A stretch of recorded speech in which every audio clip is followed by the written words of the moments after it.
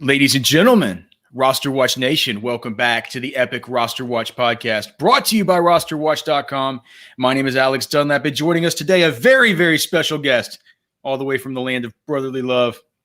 His name is Mike Kaye. You can find him on Twitter at Mike_E_K, Kaey. On Twitter, he covers the Philadelphia Eagles for NJ.com. You can find him there at NJ.com. Mike, what the hell's going on, brother? How you doing? Great, man. How are things going up there? Good. You know, it's hotter than I recall it being in a very long time. But, you know, all things considered, you know, having grown up mostly in Florida, it's all right. I just got back home from Florida, and I can tell you it's a little bit nicer there than it is in Texas, especially with just how beautiful the beaches as you start getting further south in Florida. It starts to look like the tropics, man. It really is just a really I don't know if it's one of America's hidden gems, but I did not know that the Florida beaches were that wonderful. You know, before I took this last trip. Let me ask you just real quick a couple things about the Eagles here. You know, speaking of it being hot there, it doesn't look like the Eagles are going to have to participate in any mandatory mini camps out there in the heat. We talked a little bit about it off air, but I think it's interesting. Can you just kind of give the listeners this sort of the scoop about what's going on? What you guys have been able to see, how you've been able to interact with the team thus far this season, what's going on with mandatory minicamp, and when are things going to get back on the rails as far as your ability to report on the team as far as from these live events? Yeah, sure. So I guess to start off, you know, the Eagles were part of that NFLPA kind of joint effort to kind of squash the physicality of off-season programs and non-mandatory workout. So they met with Nick Sirianni, who's a first-year head coach. He wanted to get them in there. And basically, you know, it was a compromise. He decided to go against team drills, made it mostly individual, non-contact, and then wiped out mandatory minicamp. And he got pretty good attendance. Really, the only guy who was a notable absence was Zach Ertz. And, you know, being a new head coach, you really want to establish yourself physically and mentally. And I think he was able to do that by making this compromise. Was it something where the team came to him and said they don't want to do this? Or was it just kind of as he came on board, he understood that this was a team that had been in those conversations, who'd had this stuff going on, and it was something that maybe he was it Sirianni's decision? Well, like, was it his deal? And how does that go? What does the chain of command look like as far as who decides? Yeah, it was his decision. He met with the leadership group for the Eagles, you know, which probably consisted of Jason Kelsey, Lane Johnson, Brandon Graham, Fletcher Cox, among others. They kind of went back and forth and found this compromise. And I think it worked out really well. We've been able to view 3 separate workouts. I unfortunately had to miss the first 2. One was a rookie mini camp, and then the other was a regular workout. But in this last one, they worked out at the Link to kind of get that stadium feel. And I've never seen a practice more energetic, more upbeat than this one. They were really having fun out there. Sirianni's big on competition. He set up some like fun games for them to play in between workouts to kind of keep the camaraderie and the competition going in between drills. And so it was interesting. You know, we don't know if Nick Sirianni's going to be successful, but he sure as hell is going to be liked. Oh, yeah. Well, that's interesting. And, you know, he had the quote saying, you know, if his quote got a little bit of, he got clowned a little bit on Twitter for saying, you know, we got to be competitive. If we're going to be competitive in games, we got to learn to be competitive in practice.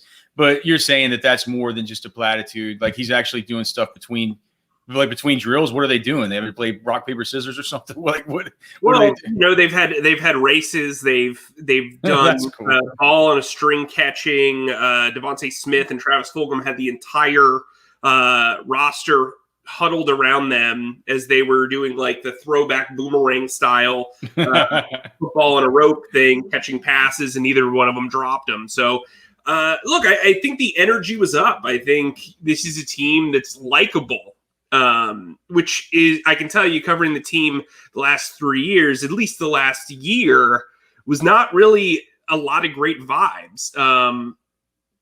And so I think, you know, you're coming off the COVID season, you're coming off COVID for this country, and I think you're going to get kind of a feel-good Eagles here. Now, are they the most talented team in the division? No. Are they the most talented team In the tri-state area, no. But this is going to be a team that I think, if you're going to buy into camaraderie being a major part of a team's success, this team will definitely be levels up in that regard. Do you think so? How much of that has to do with post-COVID, Sirianni, new coach, all the rest? And does any of it have to do with the quarterback situation? I mean, do you think with the last couple of years with Carson Wentz, I mean, it's not that he's a bad guy that maybe the guys don't like. I'm not saying that, but there was maybe some people would have maybe questioned about, question whether he was going to be the guy moving forward. There wasn't much certainty to it. Do you feel like, the new quarterback might have anything to do with it? And what is your general feeling on Jalen Hurts? Do you think that, he's locked in? How does the team feel about him? Well, I think this is a very young staff. They're very energetic. They're taking part in drills. He's got a bunch of coaches that are under 40, so they're taking part in drills. He's the youngest position coach in the league, I believe, in Nick Rallis at linebackers coach. He is 27. Your special teams coordinator is 29. I mean, this is a very, very young coaching staff, and they're having fun out there. And I think that you can feel the energy. Energy has really been the buzzword for them with literally every player you talk to.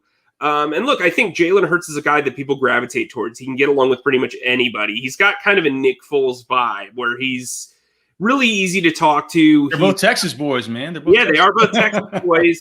And look, I think they have an appeal to everybody. They can get along with everybody. They're both really smart. And they're not set in their ways. They're very adaptable. They seem to, there's a lot of Nick Foles to Jalen Hurts, personality and intangible wise. And I think that's helped him kind of win over the locker room. I think the team also is really young. There's a lot of first, second, and third year players on here. And so they're growing with the quarterback. They don't have the I don't want to say the stink, but like they don't have the wear and tear of going through that Super Bowl. There's only so many veterans that are still around from that championship team. And I think the team didn't get complacent after the Super Bowl, but it seemed like they really leaned heavily into that Super Bowl success as a barometer for their past few seasons. And that just kind of wasn't helpful. So I think this young group is kind of feeling, the energy of the coaching staff and the likability of Jalen Hurts, and I think that helps. Now, from a talent standpoint, look, Jalen Hurts is one of he's in the bottom third of quarterbacks. I think that's fair to say, at least based on what we've seen. That said, he has the mobility, he has the backyard football like mentality. And all the intangibles to eventually adapt and grow into a quarterback who can play at a high level. This team has a very good offensive line when healthy. They have Dallas Goedert. They might have Zach Ertz, although it's highly doubtful. They just drafted Devontae Smith, who Jalen Hurts has a relationship with. They have Jalen Reagor, who I think is going to be set up for success under this new staff. They have several guys who have a background with quarterbacks on this roster. Or on this coaching staff. I mean, this is a quarterback and wide receiver friendly coaching staff, and they have a history of development. Nick Sirianni's been a quarterback's coach and a wide receivers coach and an offensive coordinator. Jason Michael, the tight ends coach, has been a quarterback's coach and was a quarterback in college. Shane Steichen was a quarterback in college, has been a quarterback's coach. Kevin Patullo has been a quarterback's coach. He was a quarterback in college, and so on and so forth. And so I think if anybody is being set up to succeed here, it's Jalen Hurts, if he's the guy. And right now it feels like they're saying, look, we're going to give you this year in this transition period to kind of prove that you can be the guy. It's all on you. If you're the guy, we'll run with you. If not, then we've got potentially three first-round picks to spend and upgrade this position. But I think right now they want to see what they have in Jalen Hurts. They spend a second-round pick. Obviously, that caused some conflict behind the scenes. So if you liked him enough to cause that conflict, you've got to see this through and at least see what you have in him. Do you think, Mike, just one more quick one on Hurts, do you think that we'll see him, because Jesus Christ, he had so much rushing last year. I mean, at New Orleans, 18 for 106. At Arizona, he went 11 for 63 and 1. At Dallas, he went 9 for 69 and versus Washington, rushed 8 times for 34 and 2 touchdowns. I mean, in fantasy football, that makes us all, you talk about being a bottom third quarterback. Like, we don't care about that. If they're rushing the football that much, it's a good running back that throws touchdowns. That you have in your quarterback slot. Do you think he'll keep it up with the rushing, or do you think, man, he's the son of a coach, Coach Hurts down at Channel View? I mean, he's very, very, very smart. When you get him on the chalkboard, you figure once he kind of learns some of these concepts and gets more. I kind of just, as somebody that is interested in him for fantasy, I worry that maybe he might pick things up in the passing game a little better, so he's not having to rush like that. What do you think about his rushing outlook for this season? Well, I think a guy to study as far as, the parameter for his fantasy outlook and the way he's used is Jacoby Brissett when he took over for Andrew Luck with the Indianapolis Colts. Nick Sirianni kind of used him. Yeah, he used him, in the red zone as more of a runner. I think they want him to throw the ball inside the 20s. I think that's kind of the idea. And then once you get into the red zone, he's going to attack you from all angles. And I think they're going to do everything they can to develop him as a passer as much as possible. Lincoln Riley obviously took massive steps forward.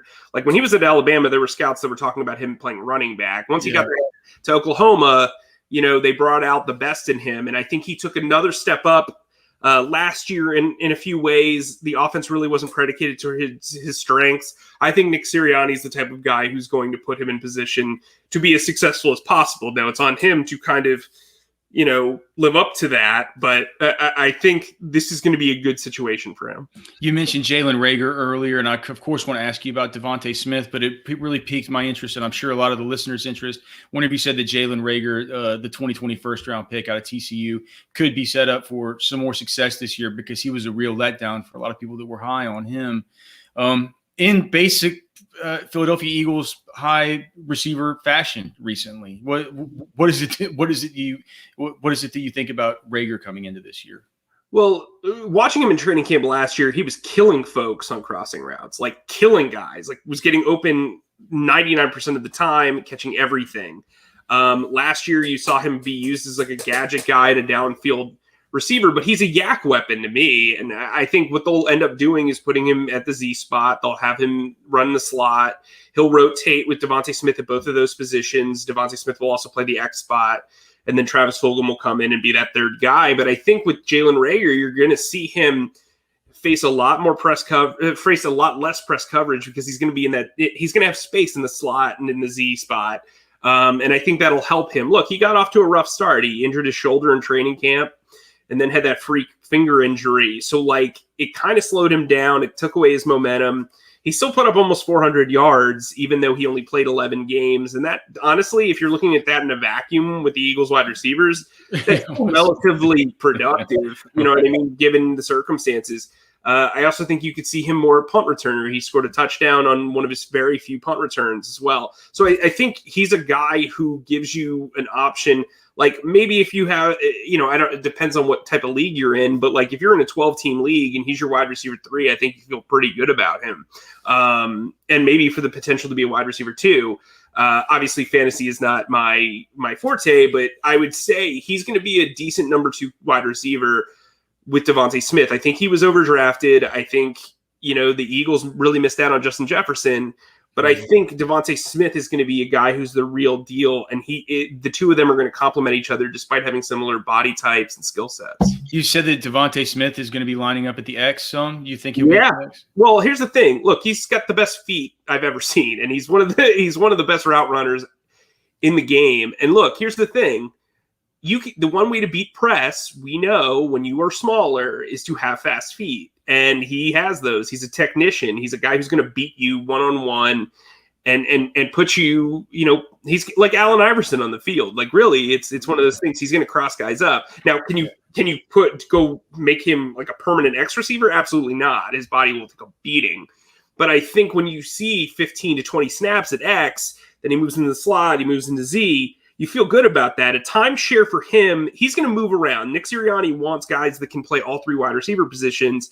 Look, if Travis Fulgham and Devontae Smith are you've got 3 guys who can play all 3 positions, and Fulgham, Smith, and Reagor, and all those guys are moving around. you feel pretty good about that. And I think that will be their top 3 guys. The only way that doesn't happen is if Greg Ward somehow just one-ups everybody, but he's really a stationary slot receiver. So you feel good about those 3 guys. Obviously, they're not on par with the Cowboys trio or the Giants trio or Washington's trio or some of the other trios in the league, but there's that upside. I just think Devontae Smith has been the real deal so far. We're not going to know until he has pads on, but everything you hear about this kid and study, he's legitimate. I mean, look, the SEC is the most physical conference in college football. He was going up against guys like J.C. Horn, on a biweekly basis and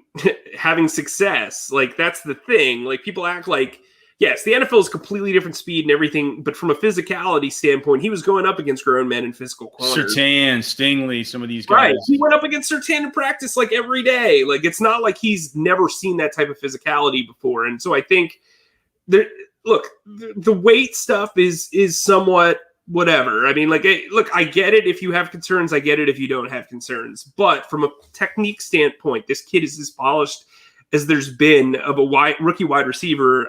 Like, in covering the NFL for 12 years and beat writing for 6 or 7, whatever it is now, I'm getting old.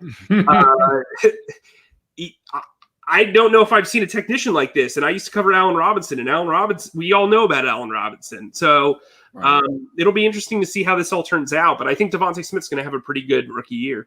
I wish I had the exact quotes from Surtain pulled up when they asked him about covering him and asked about covering him in practice. He said he's like the toughest cover. Just so, yeah, it certainly makes a lot of sense. And how pathetic that whenever we talk about these 3 wide receiver set, if it's not Travis Fulgham, the first guy that comes to your mind is Greg Ward, who played in the USFL, and not JJ Arcega-Whiteside, who they took.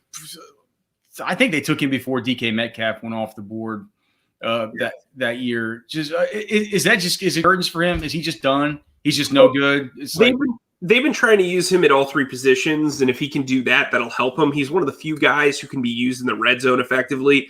Look, I don't think Doug Peterson put him in the right spots. To play to his strengths. He's a jump ball wide receiver. They have him out there running routes. So if they can make him a situational sub-package player where he plays X in the red zone, maybe look, the scholarship's over. Like, I know we harp on these draft picks and everything, like, and pedigrees. Once you get to year 3, everything is on an even keel, in my opinion. Right. Look, you look at Andre Dillard. Andre Dillard's facing, he was a former first-round pick. He's facing a 7th-round pick who used to be an Australian rugby player, and it's an even competition. It's year 3. Is that true? Andre Dillard has Yeah, Jordan Mailata. It's a legit competition. So what I'm saying here is, like, if Arcega-Whiteside can take on a sub-package role, you might feel good about it. There are players in the league who have made a living simply by working the red zone. And I think, look, it doesn't look good for him. He's facing off against guys like John Hightower, who has tremendous speed, and Quez Watkins, who's like a unique X-Factor type player. Mm-hmm. But once you get past that top 3 guys, like, really it's a bunch of dudes that you're like, cool, they have one really good trait. Can they take advantage of that trait? But those top 2 guys, man, Rager and Devontae Smith, I know you said, pedigree only means so much, but there's certainly, at this point in time, they certainly are pedigreed. And I think they're still within that scholarship realm that you talk about. Like, we still got to give them the benefit of the doubt. For Rager, of course we do for Devontae Smith. Okay, so you mentioned you don't think Zach Ertz is going to be around. I had one of our friends on that's from Dynasty Depot. He lives in Philadelphia, certainly not as plugged into the team as you are, but he listens to local radio and stuff. He says, the local radio stations are all saying that they're not going to pay him. There's no way he's going to be around. How do you handicap it? Do you feel like Zach Ertz is sort of part of this this old kind of cadre of Eagles that you mentioned that don't feel like the culture nowadays feels like that same culture it was for the last years of Doug Peterson? Well, I think you've got this feel-good honeymoon phase with these young kids and some of the veterans. And Zach Ertz hasn't been a part of that. And, they both haven't agreed on contract extensions. Zach, frankly, if you played fantasy, that his play didn't warrant an $8.5 million salary. And the fact of the matter is, now that it's past June 1st, they can save $8.5 million by simply cutting him or trading him. Now, a lot of people want value for him, including Howie Roseman, and that's fine, but they have major needs at cornerback. They have only 2 quarterbacks on their roster right now. There's stuff to be done at linebacker. There's stuff you could do at hold on. Is Flacco the only other quarterback on the roster? Yep. They cut Jamie Newman on what's today? Thursday. They cut him on Wednesday. So look, there's stuff to be done. They always seem to do something between mini camp or the offseason program and training camp. Right now, they have about $4.9 million in salary cap space before signing Landon Dickerson. So you're probably looking at like $4 million. But if you had $12.5 million, you could make some realistically, impactful moves. And frankly, they look like a team that wants to be more of an air raid style group. They want to go more, 11 personnel. And if you have Zach Ertz, you kind of have to go in 12 personnel, 1 running back, 2 tight ends. You'd rather, if you had your druthers with Dallas Goedert being in the last year of his contract, you want to figure out what he is so you can sign him to an extension. Oh, yeah. And so you've just spent 2 back-to-back 2 first-round picks on wide receivers. You want both those guys on the field. But then on top of that, Travis Fulgham is a guy who's cheap and could give you really good production. So, when you look at that, you probably feel better. I mean, look, Zach Ertz is a top 10 tight end. There's no question about it. He still has juice. It's all good. But for $8.5 million with a rebuilding team, I don't know if that's necessarily how you want to allot that cash. He's the 3rd highest paid player on the team right now. And last year obviously wasn't effective, and he doesn't want to be there. So you've got to figure out a way to make this work. And here's the thing: if they get to training camp and he doesn't want to get fined, and he shows up and he's mopey, you're kind of throwing a monkey wrench into all these good feelings and good vibes here. So I think that ultimately this will end in divorce. I'd say there's like a 25% chance he plays for the Eagles this year. 25%. All right. So do you think? And so you said it feels like you're kind of still in evaluation mode for Dallas Goedert. For me, I've been sold the whole time. It's for me, it's just let the guy loose. But I know that you beat guys. I know that you guys just kind of know things that whenever you say, I just my ears perk up. Do you think that the team is still kind of in evaluation mode with Goedert? Is he a guy who they don't feel like they quite know what they have in, or does he feel like a guy who, if there is no Zach Ertz, that maybe if you were to ask them behind closed doors, they would say like, damn, like we're excited to see what this dude has this year. I think they're excited about him, but he's also had some minor injuries over the last few years. He's been more of an inline guy, which probably wouldn't be his role as the number 1 tight end. They used him a little bit more downfield last year, which was good to see. And he played well when he was healthy, but he's had ankle injuries. He's had calf injuries. Like, he's had stuff that you don't want to see if he's going to be the guy you're investing in. And here's the thing, the tight end market's pretty high. It's like $12 to $15 million.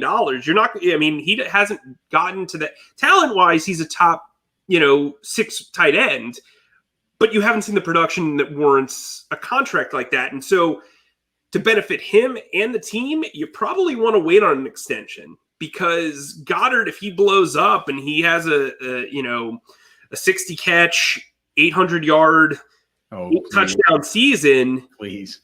I mean, it's going to be like a fantasy bar mitzvah, and you're going to extend this dude to crazy money. But right now, right? I mean, he's maybe worth $6-7 million based on that production. So well, I mean, if Darren Waller's only making 7.4 or whatever it is he's making, but that's a bad contract. But he's gone through a lot, and there was a lot going on there. But look, I think with Dallas Goedert, right? If you can use him cheap this year, you have the franchise tag next year, so you have leverage.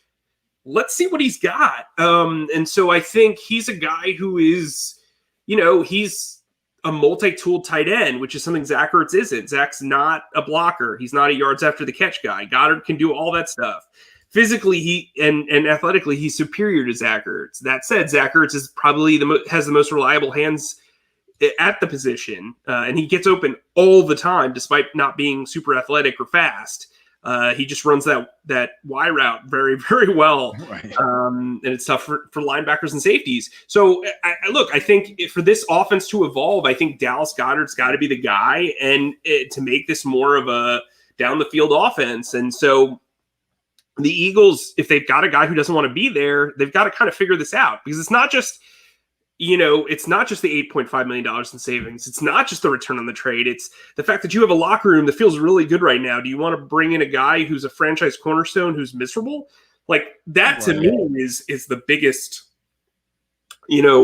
objective to take care of here. And so I think, look, if I were Howie Roseman, I'd be shopping player for player. I would look for a team that has like a fourth or third corner who they think can be a number two, and kind of make a deal, because then you can sell the upside of the player, and it's not like you're attaching it to some like fictitious value, because we all know, it's cool to trade a guy for a third round pick, but that third round pick could end up being, whoever, like, you know what I mean? So it could end up being a punter. There are things that happen that, like, we tend to both overvalue and undervalue draft picks. And realistically, you look at J.J. Arcega-Whiteside. Would you rather have, you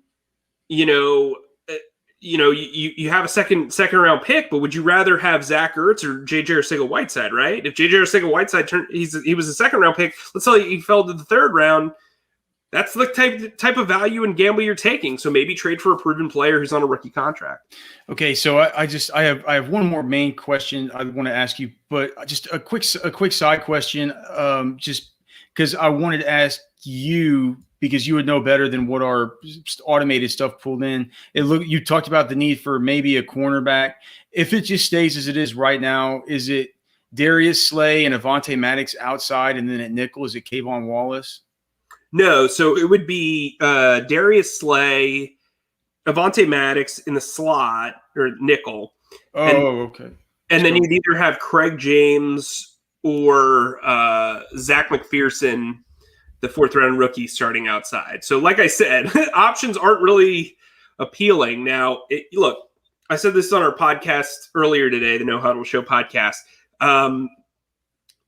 I'd feel a lot better about Darius Slay and Steven Nelson with Avonte Maddox in the slot than I would about Darius Slay, Zach McPherson, and Avonte Maddox in the slot, like tenfold. So, look, I think they will add somebody. Right now, the money probably isn't there. But I think once they make a decision on Zach Ertz, then they can move forward. That's not the best group of corners to go against CD and Amari and Terry McLaurin and now Curtis Samuel and now Kenny Golladay and the list goes on. We could spend 20 minutes naming the other one. Yeah. All right. So he is Mike Kaye. You can find him on Twitter at Mike_E_K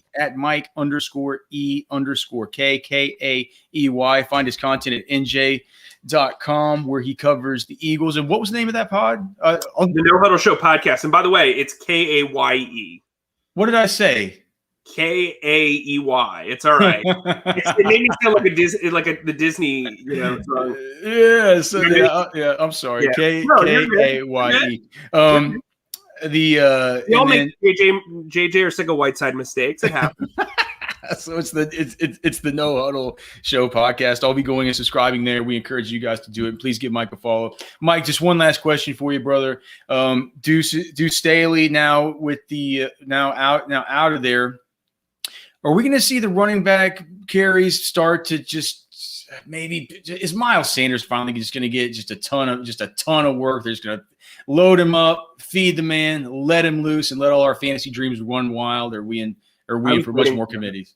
I was waiting for this, Alex. I was waiting for this question. You see Boston Scott behind me. My favorite article I've ever written in my career. It's about how he helped his dad overcome a stroke. You check that out on NBA.com. No. But anyway, look, if you study Nick Sirianni, you know that he has worked under a lot of coaches who really like rotations with specific roles. So he'll have a feature back, a Jonathan Taylor, a Marlon Mack. Then he'll have kind of a short yardage blocking back, Jonathan Wilkins, Jonathan Wilkins? Yeah, Jordan Wilkins. Jordan Wilkins. Deontay Foreman for a little while last year. Right. Those guys, he'll have Kerryon Johnson be that guy, most likely. Then he'll have like a third down Nyheim Hines type guy. Shane Steichen had Austin Eckler in that kind of role, sort of, and Danny Woodhead in that role for a while. Dexter McCluster sort of thing. And that'll be Kenneth Gainwell. And then he has kind of like a utility back. And that'll probably be the guy over my shoulder. This shoulder? Yeah, this. All right. Anyway, yeah, and then Boston Scott will be the fourth guy most likely. So but we talked to Jamal Singleton the other day, who's their new running backs coach and assistant head coach, took over for Deuce Staley. He said that sometimes you have a rotation that's just two guys, and then the other guys kind of spell dudes. But I would expect that Miles Sanders finally hits that 1,000-yard rushing mark this year. I still think that that's doable. I don't think his touchdowns will be there, though. I do think Kerryon Johnson, Boston Scott will be those guys. I also think his passing targets will be down a little bit because Kerryon Johnson, really good third down back. Kenneth Gainwell, that Nyheim Hines role is going to get passed to. Boston Scott's a really good screen pass player. So I think you're going to see Miles Sanders be more specific in what he does. Sure, he'll catch the ball every now and then, but I think you're going to see his receptions go down, his rushes go up, and his overall yardage go up from a running back perspective.